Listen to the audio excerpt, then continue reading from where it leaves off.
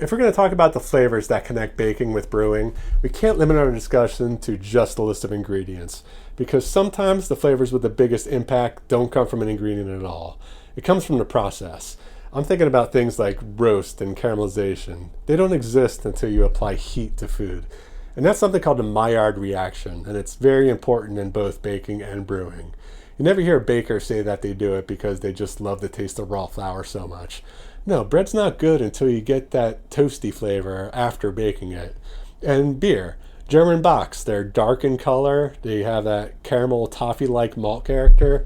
And sometimes a bit of roast and even like the creme brulee-like burnt sugar flavor in the darker varieties.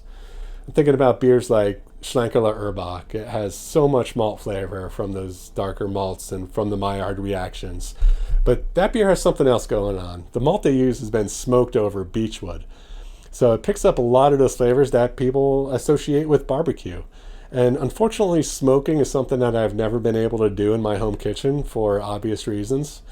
But I just went on Facebook Marketplace and bought myself the used smoker, and I'm very eager to use it. But I'm not going to use it for something like a brisket or a pork butt, something that you would expect. No, I like the unexpected. That's why Schlenkerla Urbock just blew me away the first time I had it, because I wasn't expecting as bold of a smoke character as it had. But people think it tastes like something like bacon or ham just because they're not used to tasting that in a beer. So thinking of something that I've never had smoked before is cheesecake. But highlighting those Maillard reactions, you're not used to seeing that in a New York style cheesecake. Basque cheesecake, on the other hand, is cooked at a very high temperature, and it's also sometimes known as a burnt cheesecake. And if you're wondering why you would do that, but if you have things like creme brulee, and that burnt custard flavor is just so good, and I think it'll match so good with the beer. So I'm very eager to try it, and this is my first time ever using my smoker, so this is going to be an experience. This is Bacon to Brew.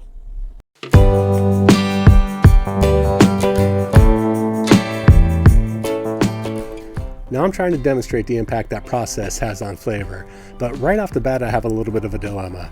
You see, in order to get those deep caramel notes, I need to cook at a high temperature, but at a high temperature wood burns very efficiently, and in the case of smoking, that's bad, because it's an incomplete combustion that creates the smoke in the first place.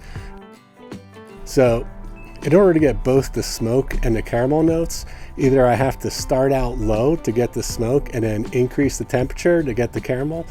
It's kind of like a reverse searing method. Or I could just smoke one of the components of the cheesecake at a lower temperature and then turn it to high heat and cook at a higher temperature. I'm going to start with 24 ounces or 3 blocks of cream cheese. You see a fourth one on a tray, and that one's just because I think my bagels need a friend. I'm going to score them across the top, and that's to give the smoke more surface area to penetrate. And I'll put them in my smoker at 225 degrees for about 2 hours.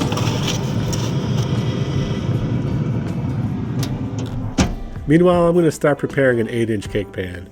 I'm going to butter the bottom of this. Even though the cake's not going to come in contact with the pan, I just feel like it helps the parchment paper stick a little better.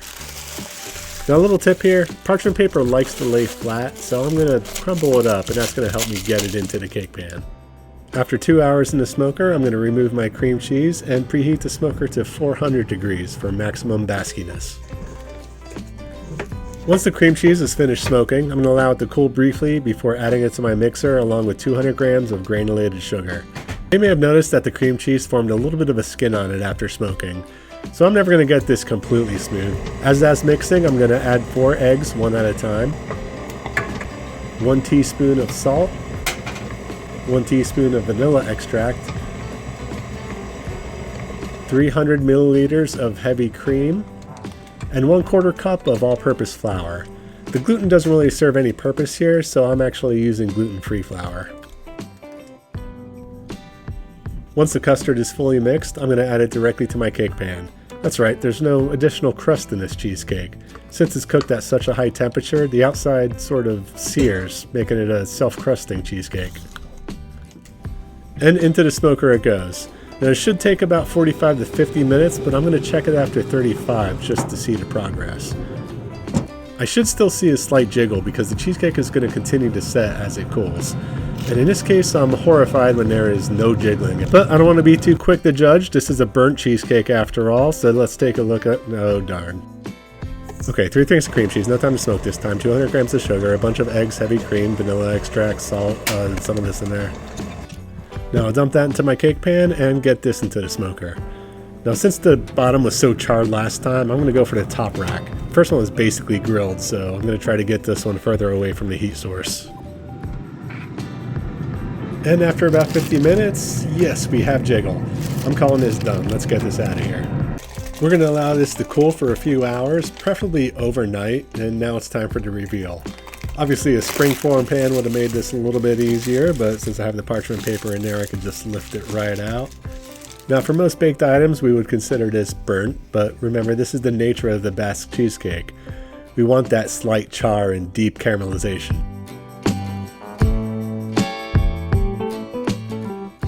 Now you can't try this beer for the first time without having a dramatic response. Either you fall in love with it like I do and seek it out at any German restaurant you go to, or maybe just something feels weird about it. But even for those who don't like it initially, they get an appreciation for it when they have it with food. This cheesecake isn't as smoky as the first one I made. Having it with the rauchbier almost makes up for that. It gives you that smoky character and is a perfect example of how a good beer could complement the food.